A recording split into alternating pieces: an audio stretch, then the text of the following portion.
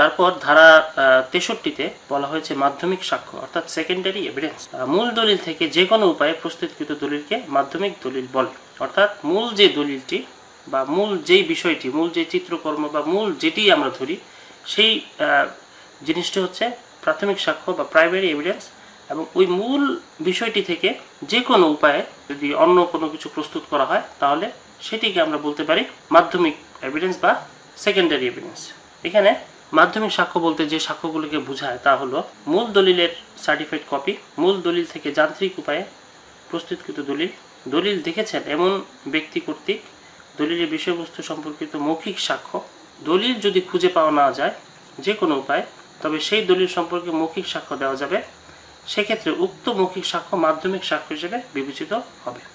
এখানে আমাদের একটি বিষয় মনে রাখতে হবে, সেটি হচ্ছে কোনো বিষয়ে প্রাথমিক সাক্ষ্য দ্বারা প্রমাণিত হলে সেখানে মাধ্যমিক সাক্ষ্যের কোনো গুরুত্ব চলে না। সুতরাং প্রাথমিক সাক্ষ্য হচ্ছে সর্বোত্তম সাক্ষ্য। আমরা সেকেন্ডারি এভিডেন্স সম্পর্কে একটি উদাহরণ নিয়ে আলোচনা করব।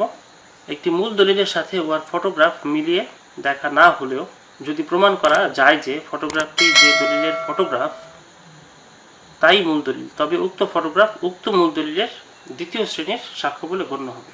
অর্থাৎ এখানে মূল দলিলটি থেকে ফটোগ্রাফ টেকনোলজির মাধ্যমে আরেকটি যে দলিল তৈরি করা হয়েছে সেই দলিলটি হবে মূল দলিলের দ্বিতীয় শ্রেণীর সাক্ষ্য অর্থাৎ সেকেন্ডারি এভিডেন্স বা মাধ্যমিক সাক্ষ্য। তারপর ধারা 74-এ বলা হয়েছে সরকারি দলিল সম্পর্কে। আমরা সাধারণত জানি যে দলিল দুই প্রকার, একটি হচ্ছে সরকারি দলিল আর একটি হচ্ছে বেসরকারি দলিল। আর একটু আগে আমরা পড়ে আসলাম যে প্রাথমিক সাক্ষ্য ও মাধ্যমিক সাক্ষ্য, এটি হচ্ছে যে সাক্ষ্য দুই প্রকার, একটি হচ্ছে প্রাথমিক সাক্ষ্য আর একটি মাধ্যমিক সাক্ষ্য। তো এখন আমরা পড়ব যে দলিলের প্রকারভেদ। দলিল দুই প্রকার, একটি হচ্ছে সরকারি দলিল আর একটি হচ্ছে বেসরকারি দলিল। এখন কোনটি সরকারি দলিল আর কোনটি বেসরকারি দলিল এটা আমাদেরকে ভালোভাবে বুঝতে হবে। আমি যথেষ্ট চেষ্টা করব আপনাদেরকে বোঝানোর জন্য, আশা করি আপনারা বুঝবেন। ধারা 74-এ সরকারি দলিল সম্পর্কে বলা হয়েছে সরকারের সাথে সংশ্লিষ্ট সব ধরনের দলিলকে সরকারি দলিল বলে। সরকারি দলিল দুই প্রকার, একটি হচ্ছে বাংলাদেশি দলিল আর একটি হচ্ছে বিদেশি দলিল। নিম্নলিখিত দলিলগুলো সরকারি দলিল: কোনো সার্বভৌম কর্তৃপক্ষের দলিল, সরকারি প্রতিষ্ঠান বা ট্রাইব্যুনালের দলিল, বাংলাদেশের বা কমনওয়েলথের কোনো অংশের বা বিদেশের কোনো আইন প্রণয়নকারী বিচার বিভাগীয় বা শাসন বিভাগীয় কোনো অফিসারের কাজ কিংবা কাজের লিপিবদ্ধ বিবরণ, বাংলাদেশের সর্বসাধারণের জন্য রক্ষিত বেসরকারি দলিলের লিপিবদ্ধ বিবরণ। এবং মূলত সরকারি দলিল বলতে সরকারি কাজে ব্যবহৃত কোনো রেকর্ড, যেমন মামলার রায়, ডিক্রি, এগুলো সরকারি দলিল। আচ্ছা, তো আমরা এখানে যে বিষয়গুলো লেখা রয়েছে এগুলো সবই সরকারি দলিল হিসেবে চিহ্নিত করা হবে। সরকারি দলিলের কিছু উদাহরণ আমি এখানে লিখে দিয়েছি, এর বাইরেও সরকারি দলিল রয়েছে, তবে এখানে আমি যতটুকু সম্ভব পেরেছি এখানে আমি উল্লেখ করেছি। প্রথমেই সরকারি প্রতিষ্ঠান বা ট্রাইব্যুনালের কার্যের লিপিবদ্ধ বিবরণ, খতিয়ান, সিআরপিসি এর 164 ধারার বক্তব্য। অর্থাৎ কোনো আসামি যদি সিআরপিসির 364 ধারার বিধান মোতাবেক 164 ধারার অধীনে ম্যাজিস্ট্রেটের নিকট কোনো দোষ স্বীকার করে, তাহলে সেই স্বীকারোক্তির যেই রেকর্ডটি, তার বক্তব্যের যে রেকর্ডটি, সেই রেকর্ডটি হবে সরকারি দলিল। তারপর আরজি বা আরজির সই মোহরি নকল, ডিক্রি, রায়, জন্ম মৃত্যুর নিবন্ধন, বিচার বিভাগীয় কোনো অফিসারের কার্যের লিপিবদ্ধ বিবরণ, কোম্পানির মেমোরেন্ডাম অফ অ্যাসোসিয়েশন, জেলখানার রেজিস্টার, এগুলো সবগুলোকে আমরা সরকারি দলিল হিসেবে ধরে নেব। তবে এখানেই শেষ নয়, এর বাইরেও আরও অনেক সরকারি দলিল থাকতে পারে। আচ্ছা, তারপরে ধারা 75-এ বলা হয়েছে যে বেসরকারি দলিল। সরকারি দলিল ব্যতীত সমস্ত দলিলই বেসরকারি দলিল, অর্থাৎ ব্যক্তি মালিকানাধীন সকল দলিল সমূহকে বেসরকারি দলিল বলে। আমরা সহজভাবে ধরে নিব যে সরকারি যে দলিল রয়েছে সেই দলিল বাদ দিয়ে যত দলিল রয়েছে সারা বাংলাদেশে এগুলো সবই হবে বেসরকারি দলিল। এখানে কিছু বিষয় আমাদেরকে মনে রাখতে হবে। সেটি হচ্ছে যে কোনো ব্যক্তি মালিকানাধীন দলিল সরকারের হেফাজতে বা সংরক্ষণে থাকলে তা হবে সরকারি দলিল। আচ্ছা, বিষয়টি একটু মাথায় নিয়ে নেন। সেটি হচ্ছে যে আমার কাছে একটি দলিল রয়েছে, বিক্রয় দলিল বা ক্রয় দলিল যেটি হোক, সেটি আমার দলিল, হ্যাঁ, সেটি ব্যক্তি মালিকানাধীন দলিল, বেসরকারি দলিল। কিন্তু কোনো কারণে সরকার যদি সেই দলিলটি সরকারের হেফাজতে নিয়ে নেয়, তাহলে তখন ওই মুহূর্তে ওই দলিলটাকে সরকারি দলিল হিসেবে চিহ্নিত করা হবে। আচ্ছা, তারপর সংবাদপত্রের সাক্ষ্যগত কোনো মূল্য নেই যতক্ষণ পর্যন্ত না উক্ত সংবাদপত্রের রিপোর্টার এবং সম্পাদককে আদালতে এসে মৌখিক সাক্ষ্য না দেওয়া হয়। যখন সংবাদপত্রের বিষয়ে মৌখিক সাক্ষ্য দেওয়া হবে, তখন তা প্রাথমিক সাক্ষ্য বলে বিবেচিত হবে।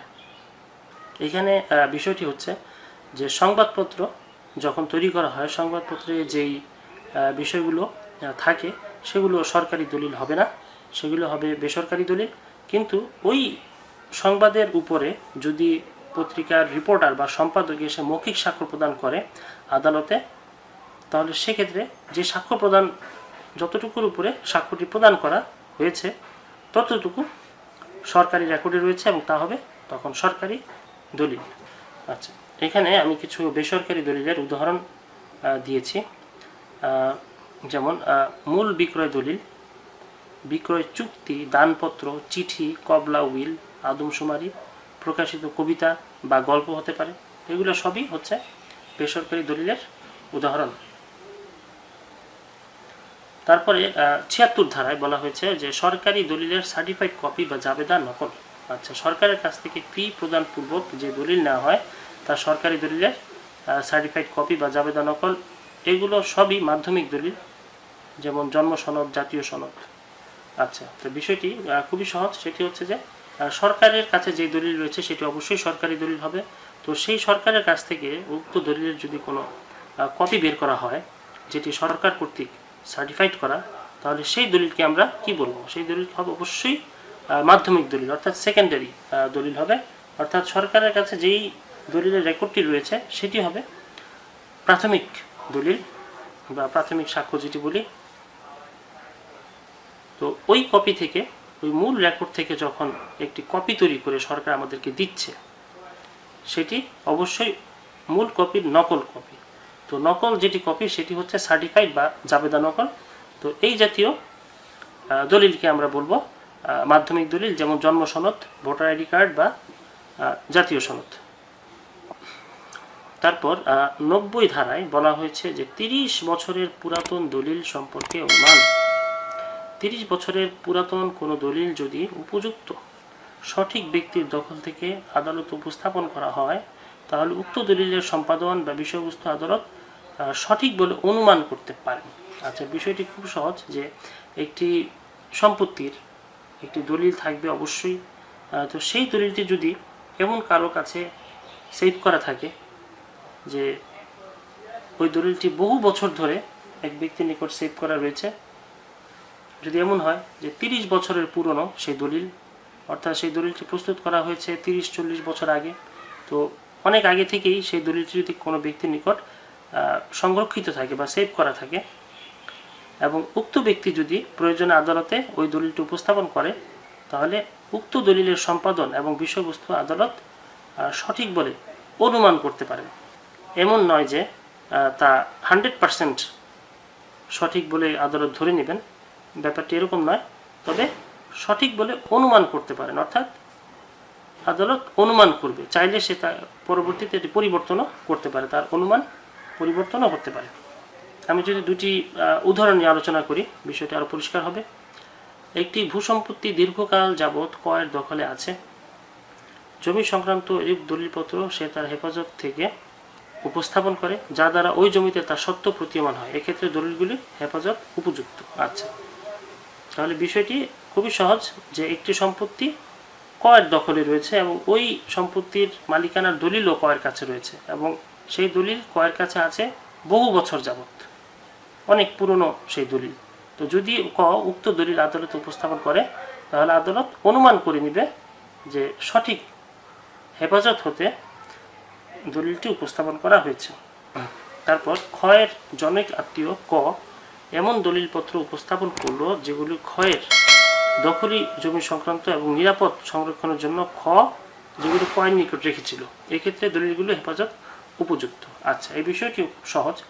সেটি হচ্ছে যে একটি সম্পত্তি, যে সম্পত্তির ক্ষয়ের দখলে রয়েছে এবং খ উক্ত সম্পত্তির মালিক, কিন্তু খ যেটি করেছে সেটি হচ্ছে জমির মালিকানা সংক্রান্ত যে দলিলপত্র তা কয়ের কাছে রেখেছে যাতে সেটি নিরাপদে থাকে। এখন প্রয়োজনে যদি কয়ের নিকট থেকে সেই দলিলগুলি আদালতের কাছে উপস্থাপন করা হয়, তাহলে উক্ত দলিলগুলো ধরে নেওয়া হবে যে সঠিক বা উপযুক্ত হেফাজতে ছিল।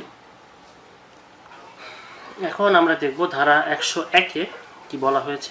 এখানে প্রমাণের দায়িত্ব নিয়ে আলোচনা করা হয়েছে।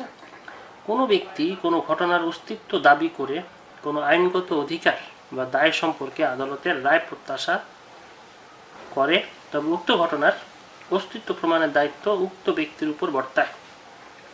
আচ্ছা, বিষয়টি কনসেপ্টটি খুব সহজ। সেটি হচ্ছে যে কোনো একটি ঘটনার অস্তিত্ব দাবি করে কোনো ব্যক্তি একটি রায় কামনা করলো আদালতের কাছ থেকে, তো আদালত সেই রায় দেওয়ার পূর্বে অবশ্যই ওই ব্যক্তিকে বলবে যে তুমি যে ঘটনাটি দাবি করছো সেই ঘটনাটি প্রমাণ করো।